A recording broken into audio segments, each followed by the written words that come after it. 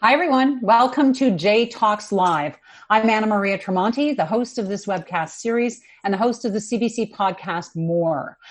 COVID-19 is an economic challenge like no other. So joining me today is a journalist who covers the political economy and its effect on us all. Heather Scoffield is the Ottawa bureau chief and economics columnist for the Toronto Star. She'll shed light on what she's learning as she tracks the political decisions that signal the risks and the opportunities that lie ahead. But first, a few thank yous. The Canadian Journalism Foundation would like to thank BMO Financial Group for making this J Talk series possible. It also thanks Cision for their support. And just a few notes about this webcast. If your internet quality becomes poor, you can click on the little thing that says click here to switch stream. And then you can view it at a lower bandwidth. The video quality will decrease. However, the audio should remain the same and it should remain high quality. Now, if you are having other technical issues, you can click on request help. It's a bubble at the bottom right corner of the webcast page, and your help request will be emailed back to the email address you provide. This webcast will be 40 minutes long. I'll chat with our guest first and then take your questions. You can submit them anytime using the tab that says questions. And if you want to tweet about this, the hashtag is JTalksLive. So let's get to Heather Scoffield. She is in Ottawa. Heather, thank you for joining us. My pleasure. Okay, so I want to start first with a bit of an overview. 10 or 11 weeks after a nationwide COVID lockdown goes into effect, take me through what our economy looks like today. Well, it's remarkable. And, I've covered quite a few financial crises, but this is unlike anything any of us have experienced before. The first wave was everybody going home to see if they could work from home, dealing with the kids at home, and then massive layoffs because a lot of us could not work from home. A lot of companies couldn't keep up and going. So we've seen huge amounts of layoffs, first in the services sector, and then as the lockdown continued, more and more companies not able to continue. So either laying people off or, worst case scenario, going bankrupt. And so we moved beyond the service and accommodation and tourism sector into other sectors. And now I was just looking at some numbers today. We've got 80% of our industries are in contraction and pulling back. And so, about a third of the workforce is either not working or got scaled back hours. A lot of those people are hourly paid workers, low income workers especially.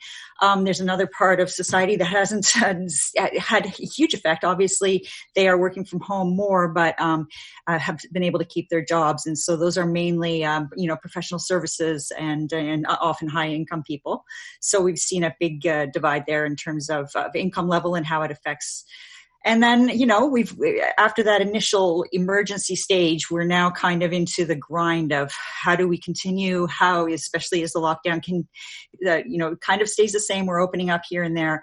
But, there are a lot of companies that are on the brink right now, about to shut their doors or already have shut their doors, or on the flip side, have found some, interesting ways of opening up and working at half speed. And so at this point, what appears to be working best in all of the things the government has brought forward? Well, the government, it's been pretty interesting. They jumped into action. Partly, we had seen this happening in other countries around the world. So we kind of knew what to do, and the government immediately started rushing out income supports through what we now know as the CERB, the Emergency Response Benefit, which is it got out the door with incredible speed, and it has replaced the income of many, many low-income workers across the country. So I would say that is working incredibly well in cushioning the worst part of this, the economic side of the pandemic. That on top of a couple of supports that are specifically aimed at low people, like topping up the GST credit, topping up the Canada Child Benefit. So that helps incredibly, but it won't last forever. It is time limited. And, there's also this huge wage subsidy that the government has put into place. They're offering to pick up the tab of 75% of a payroll. for a company that keeps its employees on, but the take up on that has not been as successful as they'd hoped. So right now they've got this problem of millions and millions of people that are on this successful benefit, but they're not at work. And then how do you bridge that gap there? And, you've made the point that we are now in the point where we're not at the emergency rescue stage. And the government needs to move into a more deliberate phase of economic planning now that it can see that landscape. Ideally, what would that look like? What should they be looking at? Well, I think, the first part of that is getting back to work safely. So really, I think in a deliberate way, there's a need to figure out how the virus is spreading in a very, very granular way. It's not enough to have national statistics that say, okay, we're bending the curve. That doesn't tell us anything about whether or not it's safe for a company down the street to open up and start serving drinks or cutting hair or whatever it is. And even those, even by industry varies very much about by which part of the country you're in, which part of the city you're in. So I think there's got to be a lot of thought at this point, and there's a lot of thought going into this of how you open up industry and companies again, but in a safe way and in a way that actually persuades workers to come back and show up for work, because there are a couple things going on there. They don't necessarily feel safe if they're on the front lines or in a job that's exposed to the public. And also, so the pay's got to be also healthy enough, I guess, to make it worth them going off government support. So a lot of that, very initial recovery has to be about personal protection, like, getting the right healthcare gear, making sure people understand how the virus is spreading and how they can work with it and work it into their daily scenario. And then hopefully you have, decision makers that combine that with, let's think about how we're going to get mothers back to work if they're taking care of kids. If there's no childcare, how are they going to do that? And combine it with, like, maybe we need to start with a certain industry that adds value in a certain area and gets the economy going before we start with golf courses. Say, like, maybe it's more important to get manufacturing back first before golf courses. And as you point out, it's a very disparate map of, right across this country, and even within provinces. There are those who say something that is so global really needs to be treated hyper locally at the reopening part. And is there more that the federal government could be looking at on that, or is that really provincial jurisdiction? I would say it's a data question. And I mean, that sounds dreadfully boring, I realize, but if it comes down to companies figuring out how they're going to work with the pandemic in their region or in their actual neighborhood, then they have to have all the proper data coming into them to show them how things work, how the virus is spreading, how people are going to, with public transit and all that stuff. So that data is coming from public health authorities. And that's a federal thing. That's a provincial thing. It's also a local health authority thing. So, there's actually, I think I would say there's a need for cooperation there, which is not always the easiest way to go. And federally, I think there is probably a lot to be done in terms of testing. We keep talking about testing is so crucial to getting people back. If the federal government is going to make good on this commitment to start paying for massive amounts of testing, we have to actually, that's great, but we have to actually figure out how we're going to do that testing in place and get it up and running so that companies can take it and run with it. It's interesting. I mean, this is such a moment in time where all of the big issues have intersected, but what you're pointing out in what you're talking about is if we're really going to move forward, we have to keep that intersection going. Like the data from the science has to feed into the economic data, has to feed into the specific jobs. It all stays interconnected, and they need to be able to juggle all those things at once. Right. It's certainly nothing like, a traditional recession.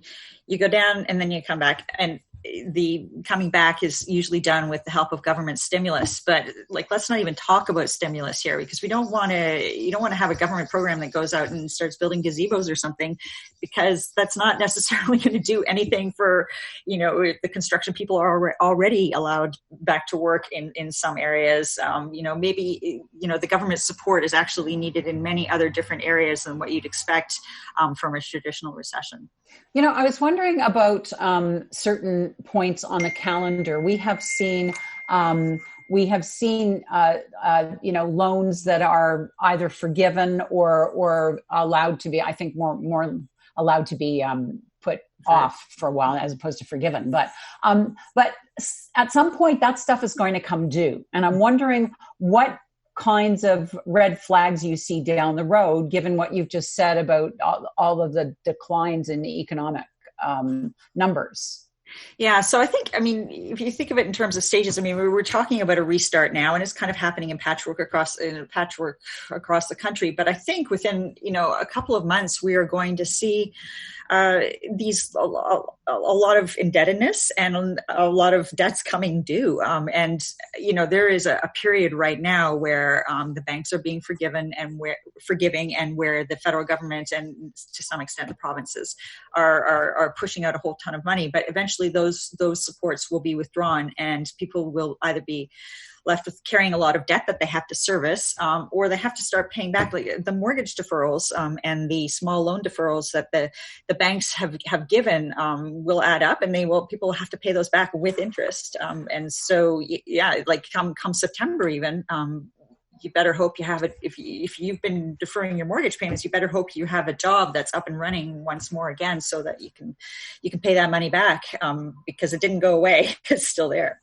And, we're seeing in the news in the last couple of days, the profits of Canadian banks are down significantly because of these loan loss provisions. What are they doing? So, banks have to set aside, they have to be prepared for a lot of defaults in rough times like this. So they set aside money to make sure that they can carry it. And that's more about the stability of the banking system. And, for me, covering economics, I'm watching to make sure that the system is stable. And it does seem, they do lots of tests, and they have lots of rules to abide by to make sure that they have enough money to cover the worst case scenario. And it does seem to be that they'll be able to withstand all the pressure. But that doesn't take away the pain that comes with that pressure, right? Like all the people they're expecting a lot of people to not be able to pay back their money. And so, that hurts bank earnings. But behind that is a lot of individual pain for especially for small business, and especially for, homeowners that were heavily indebted. There were a lot of us beforehand, and that means, in the next few months that will really pinch. Mm-hmm. So I'm wondering what sectors might be identified as sectors that are growing in the midst of this. Like where do we see some growth? Some opportunity, I guess. The Canadian Chamber of Commerce has done a lot of has taken a hard look at how companies are adapting and who is able to flourish and who isn't. And they have found that, there's a lot of ingenuity out there, and companies that have been able to find ways to go online are some of them are doing okay. The problem is scale. Can you move 100% online? And if you can, you're golden. As long as there's demand there, and you're probably in a good position to take advantage of the upswing. But if you can't, and if you have to go physically to work to get the job done, then you're doing really poorly. So accommodation, tourism, hotels, it's really rough in those areas. But the other end of the spectrum is really professional digital services, digital economy. We talked so much about the digital economy being, something we had to embrace. We've been talking about this for a few years now about, let's get going on this. We are now, I think, having to embrace it. We're being pushed into it. And some companies are certainly able to do that better than others. Do you think this could trigger a different kind of economic model? Well, I wouldn't say this is going to be the end of capitalism or anything like that, but there's certainly a lot of blue skying going on. A lot of people who are not on the front lines and dealing with the daily tragedy of the virus there's this huge intellectual energy right now, I would say, in imagining how we can make things better or different, and pointing out that, okay, this virus has exposed so many inequalities. Let's not return to that. Let's make sure it's a more equal society, a more just society, a more competitive society. So there's certainly a lot of very interesting and provocative ideas out there. But I would say competing with that is, on a very real level, we are tired of this, and we just want everything. I think as a society, we just want to go back to the way things were. So that's a kind of a push against, there's only a certain appetite, I think, for disruption and for change and, revolutionizing ideas when we've been through so much disruption as it is. One area, though, I think it will be very interesting to watch oil and gas and energy, because, there was a great fear, I would say, for, leading up to the pandemic. There was a fear that our oil and gas sector, which is so important to our national economy, was not in tune with our emissions targets, but was also not in tune with the global movement towards decarbonization. There's a resistance to going there too fast because you end up with stranded assets. You end up with people that lose their jobs because of that disruption. So we now are in the midst of all of those things, right? There are stranded assets and there are people that have lost their jobs. And at the same time, you have the federal government that's kind of pushing on sustainable finance and pushing, it hasn't backed down on some of its climate regulations. So, I think that there might be a possibility there where, as we pick up the pieces and try to move on, oil and gas, there's an opportunity there, and we have to obviously evaluate the cost, but there's an opportunity there where they could actually end up being looking somewhat different or embracing sustainable finance anyway on a larger scale. And that which brings me to the real politics of the economy. You are in Ottawa. You cover the politics of the economic policy, not along with, but that's like wrapped around everything. So, what are you seeing politically? We saw immense sort of harmony at the beginning. What are you seeing now? It was quite interesting at the beginning because there was an incredible collaboration, I would say, between the parties, and almost a like-mindedness, which I think speaks well for our country generally. In the work that's been done on how to manage crises, a country with more social cohesion like that generally does better. And we certainly showed as a country that we had that at the beginning. The opposition certainly had things to say about the way that the Liberals, designed their programs and managed the health situation. But there was a general agreement that, okay, our goal here is to stop the virus, and the economy will take a big blow, and that's just the price we have to pay. We all agreed that was the price we had to pay. We've moved on, though, along with the development of the virus, I think, to a point where there's a lot more debate, and a lot more that collaboration is not necessarily there anymore. We see signs of it once in a while, but there is a lot more pointed words back and forth between the parties, and there are a lot of people that would argue that that's quite productive and appropriate for this point in the crisis and how it's rolling out. But for sure, that era of let's all just get along here is not here anymore. Yeah, and of course, those of us who are working and are paying taxes are going to have to pay taxes to pay for this. What do you see down the road on that front politically?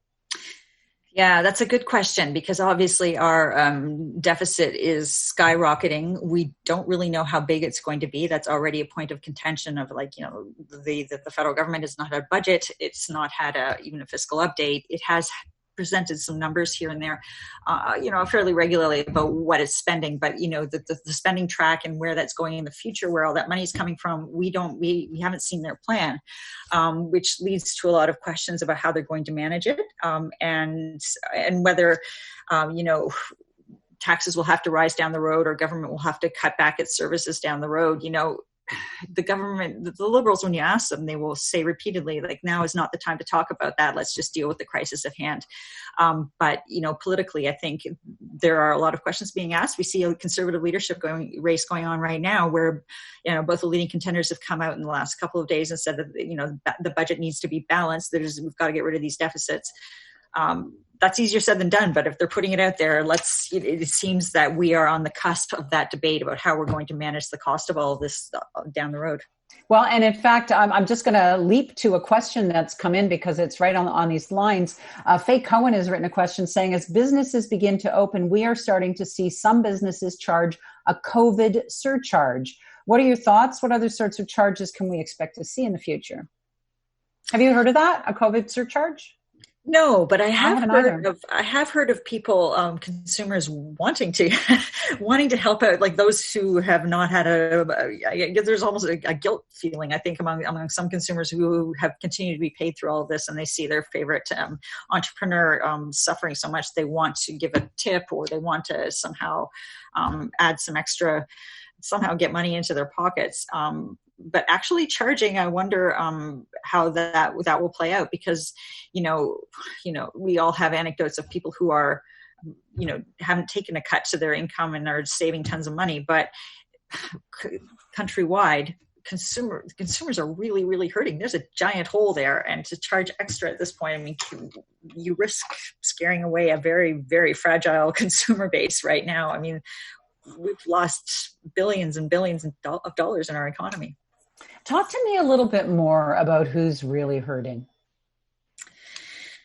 I think it's impossible to subtract, or we can't ignore the virus in that question. They overlap.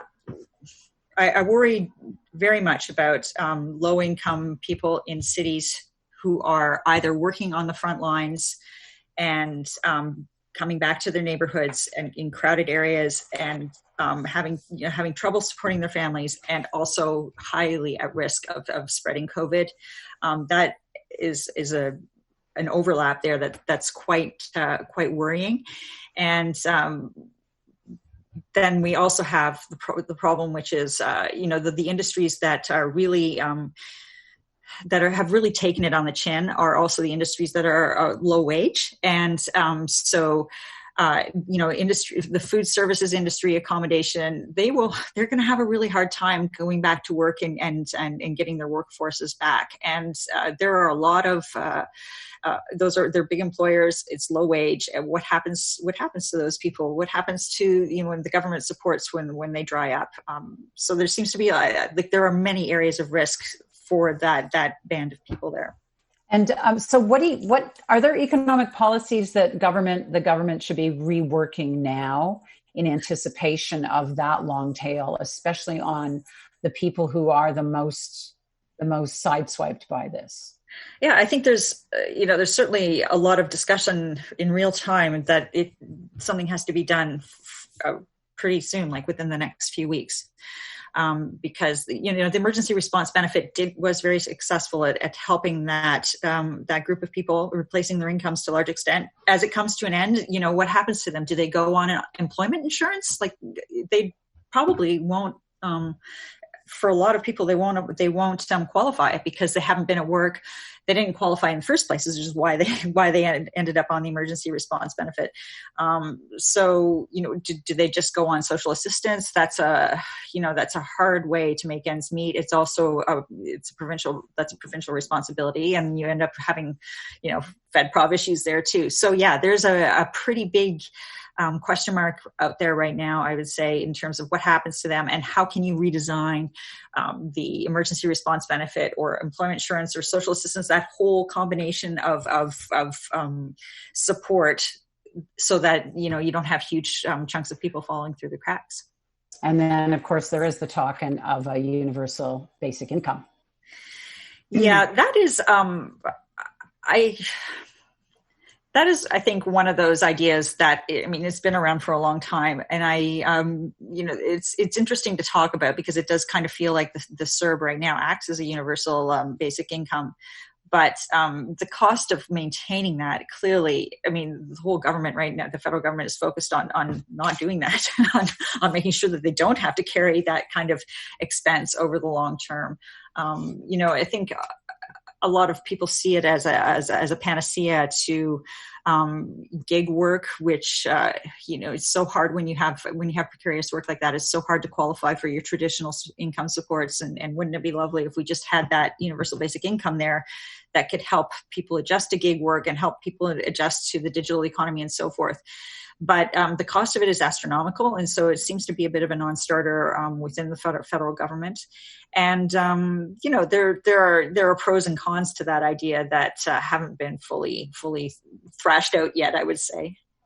And what about municipalities? Only the federal government, I guess, can save them. Is that true? Well, I mean, it's the provinces that actually have a purview over the municipalities, but the provinces are pleading poverty at this point too. So, that also is kind of speaks to a long-term problem that we've had, that COVID has brought to the fore, but that has been kicking around for a long time, which is that municipalities don't have the capacity to raise taxes. They only have property taxes. They can't borrow money.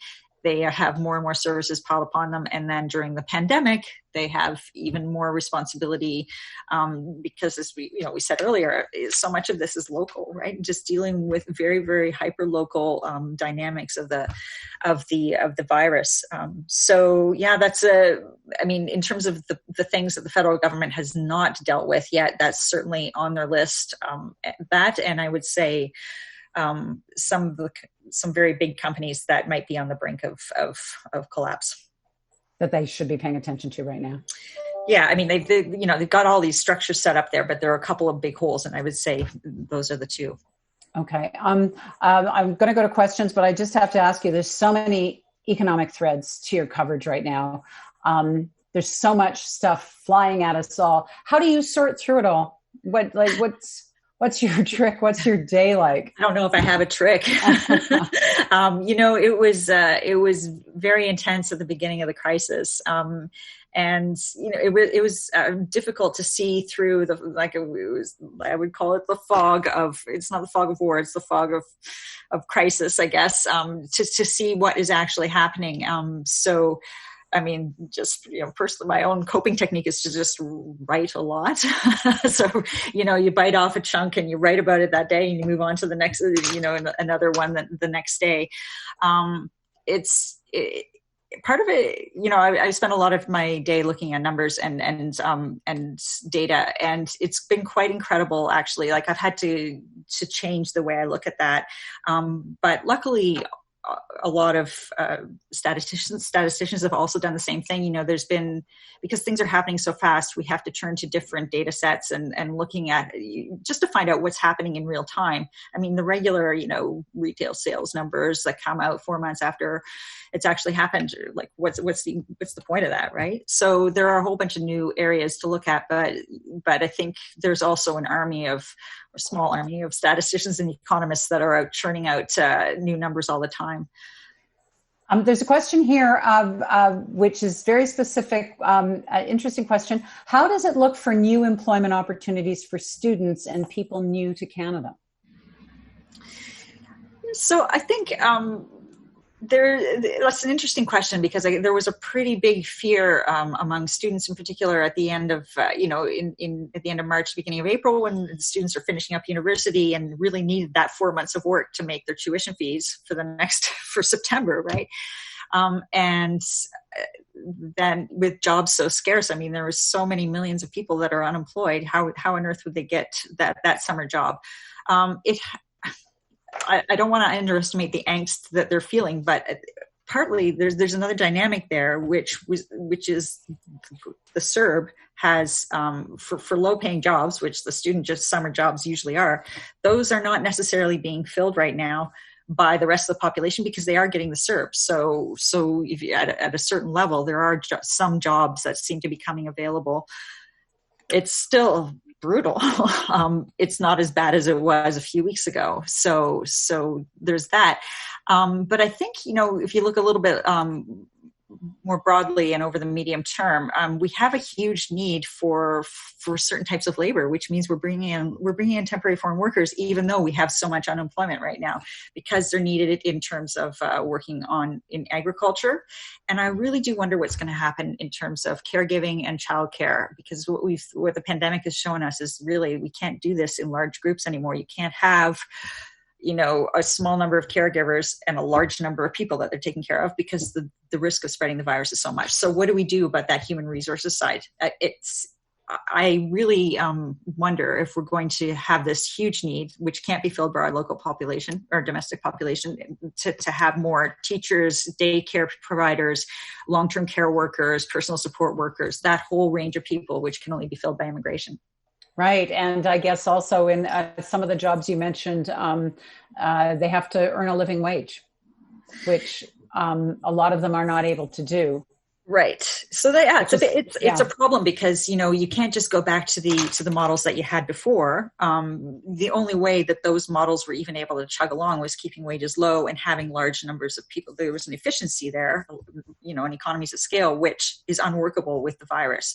So how do we, as a society, make sure that those people get a living wage, also can work in safe conditions, and that on the other side of it, that people can pay for, like the families of people in long-term care can pay for, and that families needing daycare, how do they pay for all of that too? So it's an open question, which I think requires some pretty urgent thought at this point. And here's a question. I'm not sure if this is fair to you, because you're not, you don't have a crystal ball, but is it possible to be more clear about what jobs/services we should think about in the future if you're laid off and not working right now? Oh boy. Well, that area that I just mentioned, I just saw here in Quebec, the Premier's offering training and premium pay for anybody who wants to be a personal support worker. There's that kind of urgent need there. But, if you're trying to plan long-term about your profession and where you want to go, I think there's, the digital economy and work that has been able to move online, we've shown that we can do it. It was a trend that was starting. I think the pandemic has shown that, okay, we are capable of doing this, and it's pushed us in certain ways. And so, this is not obviously very specific for, you should go and do this specific job. But I think if there do seem to be, I think, some opportunities for growth in terms of being more digital, involved in artificial intelligence, or involved in working online in one way, shape, or form. Those certainly seem to be working for us right now. Alana Pesh is asking, what are your sources of reliable data sets? So that's all, up in the air, right? Because I am, as I said before, looking for real-time data, and it's not always in the usual places, but there are, there's a lot of ingenuity going on in that. So Statistics Canada has actually broadened its thinking incredibly to do some crowdsourcing and to do release of real-time data. They've been very forthcoming and up to date in terms of some of the numbers that they're putting out. And, there's Statistics Canada, there's heft there. And if they are unsure about those numbers, they are professionally obliged to say so. So you can take that and run with it. Even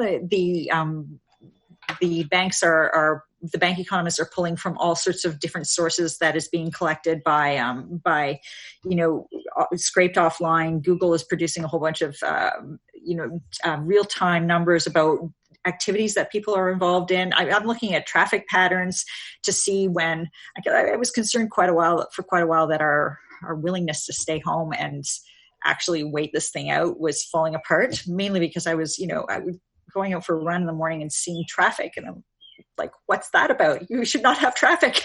So I started looking at traffic data for fear of thinking like maybe there's this thing going on where we are tired of staying home and just have to go back to work, and we're not going to tell anybody, we're just going to go to work. But in fact, once you look at it countrywide, we did get a little bit antsy there, and then took a deep breath, I think, and it has moved up gradually, but it's not, we're not back to normal by any means. But anyway, traffic is one of those things that is kind of fairly reliable proxy, I would say, for at least going to work, not necessarily for economic activity, but for at least getting out the door. Is there any organization that you have access to that is tracking cell phone movement, like movement through cell phones? Well, that's the Apple data on movement is, so they are able to tell if you're walking or if you're taking public transit or if you're driving to work. So yeah, that's tapping into the cell phone data. There's this whole other question about whether or not public health authorities are using our cell phones to figure out, contact tracing and what are we involved in risky behavior in terms of spreading the virus. And that's extremely controversial. I don't have any access to any of that stuff. But I mean, there would be serious privacy issues if journalists did have that access. I think at a certain point, we're going to have to figure that out, right? We have to figure out how to do contact tracing, or else we can't go back to work safely. And then how do we balance that out with the privacy aspects of our cell phones have so much information on it that could be useful in terms of keeping the virus under control and going to a workplace safe in a safe manner. But you certainly don't want to have dive into the realm where people's personal information is floating around out there and being used without scrutiny. I have a sweeping question for you. This comes from Keely Wilkinson. Might COVID-19 and its complex social, political, and economic impacts be presenting us with the perfect opportunity to reinvent 21st century Canada? For sure. I mean, for sure we could reinvent. And there's certainly a lot of people that are trying to do that. And it's like, every day I see a new idea coming out of the woodwork that's been thought through of trying to make the most out of the opportunities that are there. I hate to be a downer about this though, but I mean, previous crises have shown that, you want to make the most of a crisis and go forward. But I think, previous crises have shown that despite all the talk of fixing all the problems and going ahead and doing that, it doesn't necessarily pan out. I mean, during the great financial crisis of just a decade ago, we weren't going to go down the road of over indebtedness in the housing sector or, financial innovation that would put people at risk. And yet, globally, we totally did that. I would certainly, I don't want to put a damper on all those fantastic ideas that are out there and aspiring for something that's better. But there's also a realism here too, where, people just revert to their normal ways. I think, there's something to be said for things that were already starting to take place, like on the aging front and long-term care, for example. We were talking, for years about an aging society and how it's going to blow apart our fiscal situation when we have to take care as a society of seniors. Okay, so we clearly talked about it for way too long and didn't do it, but now we have to do it. So, the crisis, I think, is telling us like we have to fix it right now, but we also have to fix it for the future. So, in that respect, I can't imagine coming out of this in a worse situation than when we started. It has to improve. And I think the crisis has really made that obvious to everybody. Well, and we've touched a little bit on some of this, but apropos of what you're just saying, I got a question from Michael Barkley who says, it interests me how politicians can never find the money for housing, the homeless, investments in healthcare. And during this crisis, money is clearly no object. Will this drive future governments into austerity mode, making life for future citizens bleak? Or do we give up the neoliberal panic over deficits? Well, it's a good question about how we're going to pay for all of this. And I think, there's a certain fear. I live here among civil servants where there's a certain fear among that whole cohort of people of like, okay, we are doing our best to do all these programs right now, but we could be out of work and very soon. And if the government scales back, and that's a pretty big political question that I think we will be grappling with for a few years. But I mean, the immediate cost of this is fairly, I don't want to minimize it, because we will certainly have a huge deficit, something we've never seen before. But because interest rates are so low, we can manage to carry that for a while, at least until interest rates start to rise. So we have some time there to figure it out. But if